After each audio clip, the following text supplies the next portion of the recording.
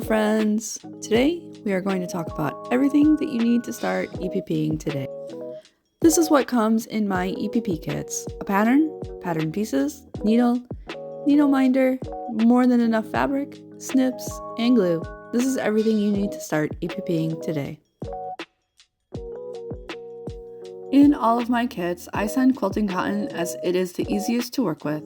You can also use silk or rayon, tweed, or canvas. Just keep in mind that the type of fabric you are using and adjust to that. Silk and rayon are going to slide around more, and canvas and tweed are going to be a bit thicker and perhaps harder to sew through. It's just something to think about. Most of my patterns are smaller, so I send smaller amounts of fabric. But if you're making a quilt and want to be consistent with your fabric, you'll need more than what I send in my kits. I stick with Aurifil thread in my kits. I like that it doesn't fray little cotton bits everywhere, and it seems to be a bit more durable to my thread pulling. Aurifil color codes their spools, so it makes it really easy to tell which weight of the thread it is. I tend to use the orange spool, which is 50 weight, and is thinner than the 40 weight, and because it's so thin, you do get flatter seams. You can also see here that the number on the spool in case you forgot which color goes to what. This 80 weight on the wooden spool is very fine and delicate. It would be perfect for Liberty of London fabrics or silk.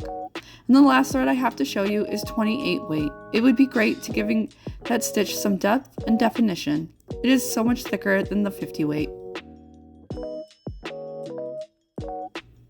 The main key to keeping your thread hidden from the front is to blend or color code your thread to your fabric. So I like to fill up these extra bobbins, and that way I have a few extra colors to pick from and they're easy to travel around with. If you don't have a surplus of thread colors, I highly recommend using a cream or an off-white if you're using lighter color fabrics. From a distance, it will be harder to see your stitches. Here you can still see some of my stitches, but it's not as showy.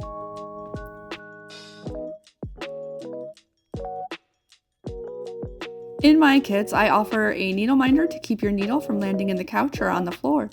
So once you've reached the spot where you'll need to pause, just attach your needle to the needle minder and it keeps it safe. The weight of the paper that I use is 80 weight, but really anything from 80 to 120 is perfect. 80 seems to be thick enough to hold your project, but I am still able to cut through it with my paper scissors without a struggle. If I am working on a larger quilt, I am still able to scrunch and mold my cardstock paper. You can also use cardboard, like this brownie box. It offers a lot of durability, but it doesn't make it harder to smush your project if you needed to. I recommend using cardboard for smaller projects.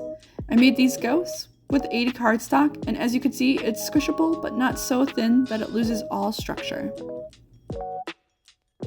If you have a harder time holding your pieces together while stitching, I recommend washi tape or 2 magnets. The washi tape will hold the 2 pieces together and won't leave any residue behind. It's kind of floppy, so it's still easy to work with.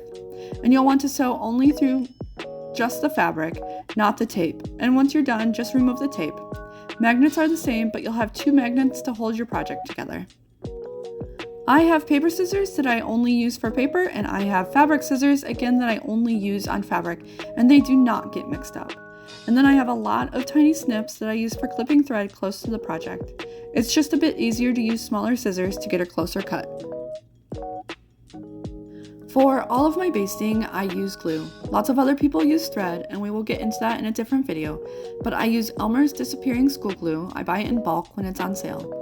My friend Samantha is the maker of this glue precision tip, but this little tool lets you get a more precise fine line of glue, and the glue doesn't get all over your project. It's a pretty sweet tool, but you can use the side of your glue, or you could just say F it and lay the glue on there like I often do. This tool just makes it a bit easier to add glue to one fine.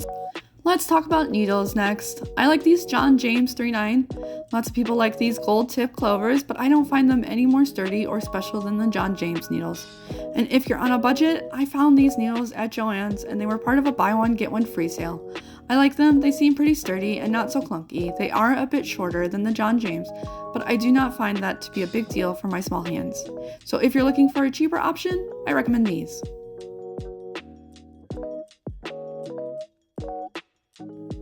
The last thing are these thimbles. I don't use thimbles, I don't like the bulkiness it adds to my hands, but aside from these metal ones, they also come in silicone and leather. The silicone would be the closest, most tight-fitting out of the bunch, and the leather one is a bit bulky. And then there are decorative thimbles that I never use, like this one.